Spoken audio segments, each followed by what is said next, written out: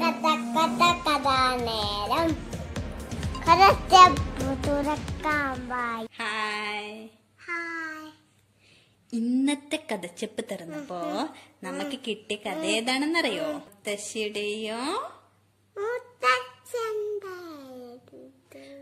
ഒരിടത്തൊരിടത്ത് ഒരു മുത്തശ്ശിയും മുത്തശ്ശനും ഉണ്ടായിരുന്നു. ഈ മുത്തശ്ശനും മുത്തശ്ശിയും ഉണ്ടല്ലോ, എല്ലാ കാര്യത്തിനും ഭയങ്കര പിടിവാശിക്കാരായിരുന്നു അല്ലേ. അങ്ങനെ ഒരു ദിവസം മുത്തശ്ശൻ എന്ത് ചെയ്തു എന്നറിയോ? കടയിൽ പോയിട്ട് അപ്പം ചുടാൻ വേണ്ടിയിട്ട് സാധനങ്ങളൊക്കെ വാങ്ങിട്ട് വന്നു. അങ്ങനെ മുത്തശ്ശി ആ സാധനങ്ങളൊക്കെ എടുത്തിട്ട് അപ്പം ചുട്ടു, നല്ല നെയ്യപ്പം. അപ്പൊ അപ്പം ചുട്ട് തീർന്നപ്പോ ആകെ എത്ര അപ്പം ഉള്ളതെന്നറിയോ? എത്ര അപ്പാണ്? 5 അപ്പല്ലേ. അപ്പോ മുത്തശ്ശി പറയും, ഞാനല്ലേ അപ്പം ചുട്ടത്, അപ്പോ എനിക്ക് 3 അപ്പം, നിനക്ക് 2 അപ്പം എന്ന് പറയും. അപ്പൊ മുത്തശ്ശൻ പറയും, ഞാനല്ലേ സാധനം വാങ്ങിട്ട് വന്നേ, അപ്പൊ എനിക്ക് 3 അപ്പം, നിനക്ക് 2 അപ്പം എന്ന് പറയും. അങ്ങനെ 2 പേരും ഈ അപ്പത്തിന് വേണ്ടിയിട്ട് അടി കൂടാൻ തുടങ്ങി. അപ്പോ മുത്തശ്ശനോട് ഐഡിയ പറയും. എന്തായിരുന്നു ഐഡിയ എന്നറിയോ? നമുക്ക് 2 പേരും കണ്ണുപൂട്ടി മിണ്ടാതെ കിടക്കണം. ആരെങ്കിലും ആദ്യം കണ്ണ് തുറന്ന് മിണ്ടിയോ അവര് തോക്കും.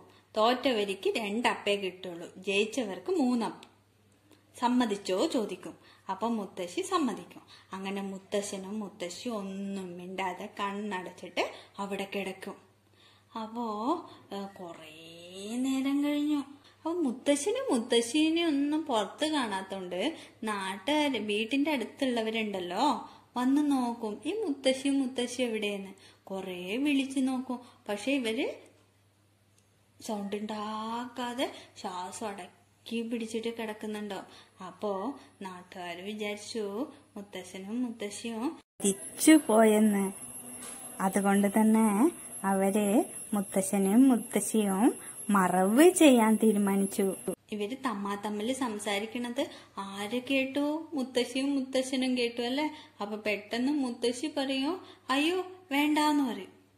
അപ്പൊ മുത്തശ്ശൻ ചാടിപ്പടിഞ്ഞ് എണീച്ചിട്ട് പറയും, ഹായ് ഹായ് ഹായ്, ഞാൻ ജയിച്ചേ, എനിക്ക് 3 നെയ്യപ്പെന്ന്. കേട്ട് നിന്നവരൊക്കെ ചിരിയോട് ചിരി.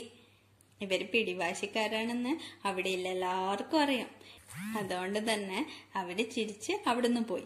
മുത്തശ്ശനും മുത്തശ്ശിയും വേഗം അടുക്കളയിൽ പോയിട്ട് നെയ്യപ്പം ചുട്ടുവെച്ച പാത്രം നോക്കി. അതാ പാത്രം താഴെ വീണ് കിടക്കുന്നു, അതിൽ നെയ്യപ്പം ഇല്ല. കുറച്ചപ്പുറത്തായിട്ട് ഒരു പൂച്ച മ്യാവ് മ്യാവ് പറഞ്ഞ് ഓടിപ്പോന്നേം കണ്ടു. അപ്പൊ അവർക്ക് കാര്യം മനസ്സിലായി, നമ്മുടെ നെയ്യപ്പം ഒക്കെ പൂച്ച കട്ട് തിന്നു മനസ്സിലായി. അതാദ്യം തന്നെ പങ്കുവെച്ച് കഴിച്ചിട്ടുണ്ടെങ്കിലോ ഈ പ്രശ്നം ഉണ്ടായിരുന്നോ? 2 പേരും വെറുതെ പിടിവാശി പിടിച്ചോണ്ട് എന്തായി? 2 പേർക്കും കിട്ടാതായി അല്ലേ. അയ്യോ. അപ്പോ നമ്മളെപ്പോഴും വിട്ടുകൊടുക്കാൻ തയ്യാറാവണം അല്ലേ.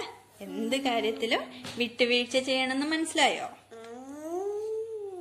ഇന്നത്തെ കഥ ഇഷ്ടായോ? ഇഷ്ടപ്പെട്ടാൽ